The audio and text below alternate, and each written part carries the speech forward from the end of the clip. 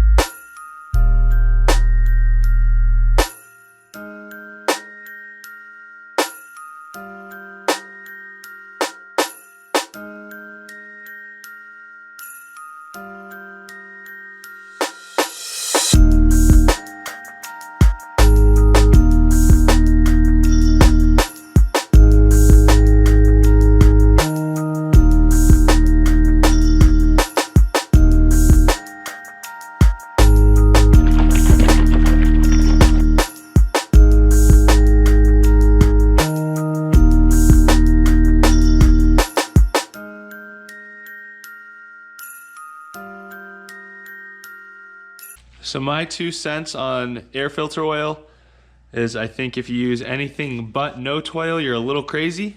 This stuff literally doesn't stink. It's biodegradable. The cleaning process is way easier. I literally put my air filters in the washer and dryer. It's the easiest process ever, and it's much better for the environment. I am a huge no oil fan. No oil has never sponsored any of my content or my builds. I'm just a firm believer in their product.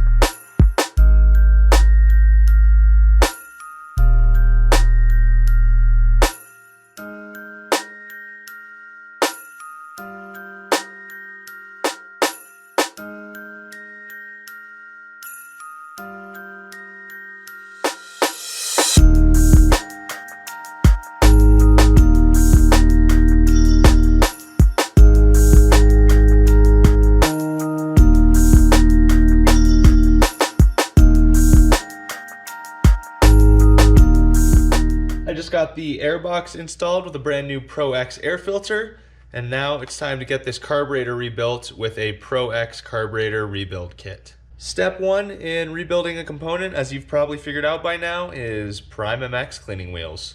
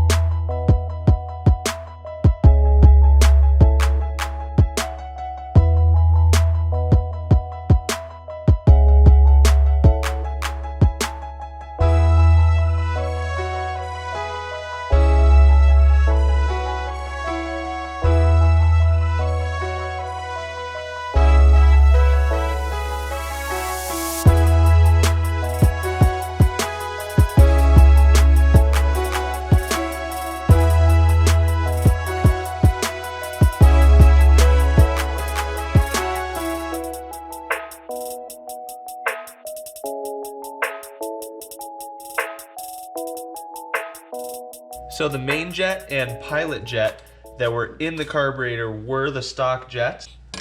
It looks like the needle is one clip position lower than is stock. At this elevation of 5,000 feet, I would expect that to still be running a little bit rich, but I am going to start the bike out even richer with completely stock jetting with the needle in the third clip position. The reason I'm doing this is because for a fresh rebuild, it's always better to start on the rich side and play it safe, and then lean it out from there. I'm much more likely to cause engine damage in some capacity if the bike is too lean than too rich.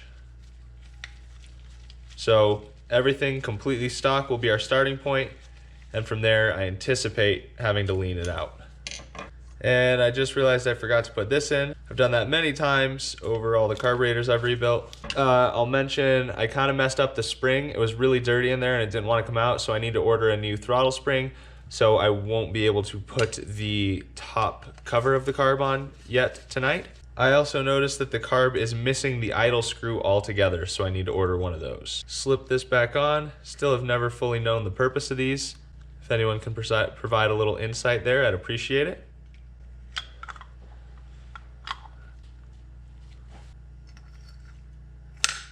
Well, that takes care of the carb rebuild for now. I'll just need to wait for a spring and an idle screw. All right, guys, it is an exciting day. I got everything back from Millennium Technologies so I can continue with the engine build. As it turns out, the crankshaft did just need to be trued, so hopefully everything will go smoothly from here. Now, would you take a look at these beautiful micro-polished transmission parts? I just spent the last hour or so getting everything sorted so that I know how to reassemble the transmission. These parts look absolutely beautiful, and this transmission is going to shift super smoothly. Can't wait. Now, to figure this out, because it can be a little tricky, I've got the parts diagram up here on Motosport, and I just went through piece by piece. And if you click on the part, it will tell you how many teeth that part is supposed to have. So I went through each gear and counted the teeth to make sure that I have the correct gears in the correct order. And now all that is left to do is assemble. When doing this, you can use oil on all the parts. I'm going to go ahead and use some Lucas Oil assembly lube. So big thanks to Millennium Technologies for getting all of this done in a timely manner. They know that I have to have this bike done by the end of April for Cameron Niemela's Broke to Built contest, so I really appreciate their help.